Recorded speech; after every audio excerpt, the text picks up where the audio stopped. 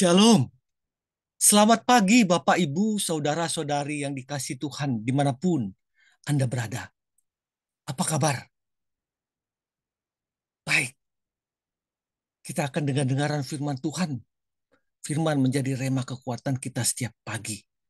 Untuk itu, mari sebelum kita dengar-dengaran firman Tuhan, kita bersatu di dalam doa. Bapa dalam kerajaan surga, ya Roh Kudus, terima kasih Tuhan atas perlindungan-Mu dari malam hingga pagi hari ini. Hingga Tuhan memberikan hari yang baru kepada kami, membangunkan kami di hari yang baru. Bapa, kami percaya di hari yang baru ini, ada berkat-berkat, ada rencana-rencana Tuhan yang baik buat kehidupan kami. Untuk itu Tuhan, berbicaralah sulas-sulasnya dalam hati kami. Agar setiap apa yang kami lakukan, apa kami kerjakan, kami ucapkan, sesuai dan seturut dengan kehendak Tuhan. Bapa dalam kerajaan surga, pagi ini kami berdoa bagi rekan-rekan kami jika sedang mengalami sakit penyakit, kelemahan tubuh, kiranya Tuhan yang menyembuhkan sakit penyakit mereka. Bapak, jika juga mereka mengalami kesulitan ekonomi, problem kehidupan, kecewaan hidup, kepahitan, dendam, iri hati, atau apapun itu, kiranya Tuhan mencurahkan kasih karunia yang daripada Tuhan, sehingga Engkau menggantikannya dengan damai sejahtera yang daripadamu. Terima kasih Bapa. Kami siap untuk mendengarkan firman-Mu. Di dalam nama Tuhan Yesus Kristus. Amin. Ingatlah akan bulu ayam. Ingatlah akan bulu ayam. Itu adalah judul kita dan landasan firman Tuhan diambil dari Yakobus 3 ayat 1-12. Dosa karena lidah. Saudara-saudaraku, janganlah banyak orang di antara kamu mau menjadi guru. Sebab kita tahu bahwa sebagai guru, kita akan dihakimi menurut ukuran yang lebih berat. Sebab kita semua bersalah dalam banyak hal. Barang siapa tidak bersalah dalam perkataannya, ia adalah orang yang sempurna, yang dapat juga mengendalikan seluruh tubuhnya. Kita mengenakan kekang pada mulut kuda, sehingga ia menuruti kehendak kita dengan jalan demikian. Kita dapat juga mengendalikan seluruh tubuhnya. Dan lihat saja kapal-kapal, walaupun amat besar dan digerakkan oleh angin keras, namun dapat dikendalikan oleh kemudi yang amat kecil menurut kehendak jurumudi. Demikian juga dengan lidah. Walaupun suatu anggota kecil dari tubuh, namun dapat memegahkan perkara-perkara yang besar. Lihatlah betapapun kecilnya api, ia dapat membakar hutan yang besar. Lidah pun adalah api.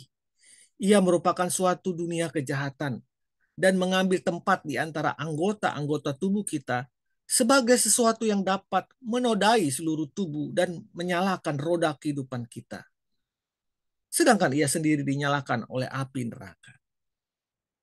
Semua jenis binatang liar, burung-burung, serta binatang-binatang menjalar dan binatang-binatang laut dapat dijinakan dan telah dijinakan oleh sifat manusia. Tetapi tidak seorang pun yang berkuasa menjinakkan lidah. Ia adalah suatu yang buas, yang tak terkuasai, dan penuh racun yang mematikan. Dengan lidah kita memuji Tuhan Bapa kita. Dan dengan lidah kita mengutuk manusia yang diciptakan menurut rupa Allah. Dari mulut yang satu keluar berkat dan kutuk. Hal ini saudara-saudaraku, tidak boleh demikian terjadi. Adakah sumber memancarkan air tawar dan air pahit dari mata air yang sama? Saudara-saudaraku, adakah pohon ara dapat menghasilkan buah zaitun? Dan adakah pokok anggur dapat menghasilkan buah ara? Demikian juga mata air asin tidak dapat mengeluarkan air tawar. Kita akan baca dari Amsal 21 ayat 23. Amsal 21 ayat 23. Orang siapa yang memelihara mulut dan lidahnya, memelihara diri daripada kesukaran.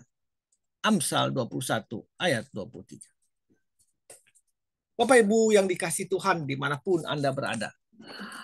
Tubuh manusia yang besar ternyata ada di bawah pengaruh lidah yang kecil dan tersembunyi. Salomo mengatakan bahwa hidup dan mati seseorang ditentukan oleh lidahnya. Hidup dan mati dikuasai lidah. Siapa suka mengemakannya akan memakan buahnya. Amsal 18 ayat 21. Sebab itu kita harus berhati-hati terhadap lidah dan dosa yang ditimbulkan olehnya. Dalam hidup sehari-hari, dosa lidah mungkin merupakan dosa yang paling sering kita lakukan. Berbohong, bergosip, memfitnah, menggunjingkan orang, marah-marah, mengucapkan kata-kata kotor, berkata jahat, mengeluarkan kata-kata kosong dan sembrono, mengutuki orang, membual, menyombongkan diri, menghujat Tuhan, menghina atau berbicara tentang hal yang sia-sia. Adalah serentetan dosa-dosa lidah. Dosa lidah ringan untuk dilakukan, tetapi akibatnya bisa besar dan berlarut-larut. Seorang wanita menyebarkan berita bahwa tetangganya telah berselingkuh. Dalam beberapa hari, seluruh warga desa mengetahui berita yang memalukan itu. Tentu saja orang yang menjadi korbannya merasa sakit hati, bahkan tersingkirkan. Wanita yang menjadi sumber berita itu mendapat konfirmasi bahwa apa yang diberitakannya tidak benar. Melihat akibat perbuatannya yang fatal, dengan hati yang menyesal, wanita itu datang kepada hamba Tuhan di desanya dan meminta nasihat apa yang dapat ia lakukan untuk memperbaiki kesalahannya. Kemudian bapak itu berkata, "Ibu, pergilah ke pasar dan belilah seekor ayam.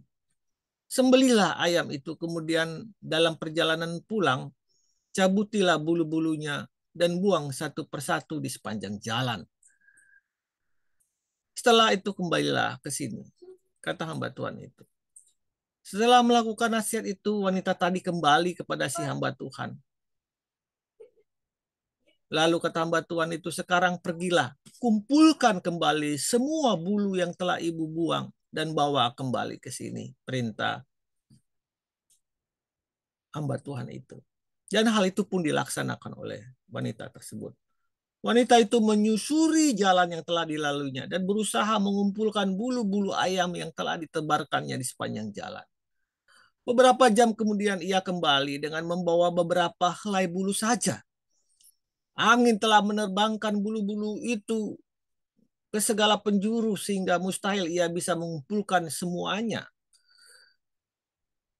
Lalu kata hamba Tuhan itu, "Lihat, sangat mudah mencabuti bulu ayam dan menyebarkannya kemana saja.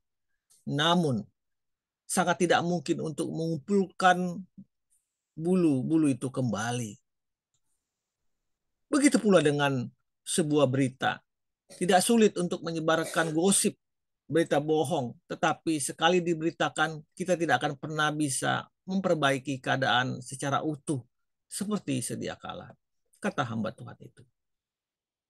Ketika kita tergoda untuk bergosip, berkata bohong, ingatlah akan peristiwa bulu ayam ini.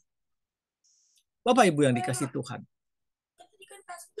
Yakobus mengatakan, walaupun kita rajin beribadah, tetapi jika tidak bisa mengekang lidah kita, tidak bisa menguasai lidah kita, kita sama saja seperti tidak beribadah. Yakobus 1 ayat 26. Baiklah kita berhati-hati dengan lidah, dengan menanamkan prinsip cepat mendengar tetapi lambat untuk berkata-kata. Mari Bapak Ibu yang dikasihi Tuhan, kita berdoa. Tuhan Yesus, tolonglah aku supaya memiliki penguasaan diri yang tinggi, terutama ketika berhadapan dengan sebuah berita yang tidak baik. Ajar-ajari aku mengekang, berusaha menjaga mulutku. Dalam nama Tuhan Yesus aku berdoa. Amin. Lidah yang lembut itu kuat, bisa menentukan hidup mati kita. Ia seperti kekang yang mengendalikan kuda. Selamat pagi. Selamat menggunakan mulutmu dengan baik. Tuhan memberkatimu. Amin.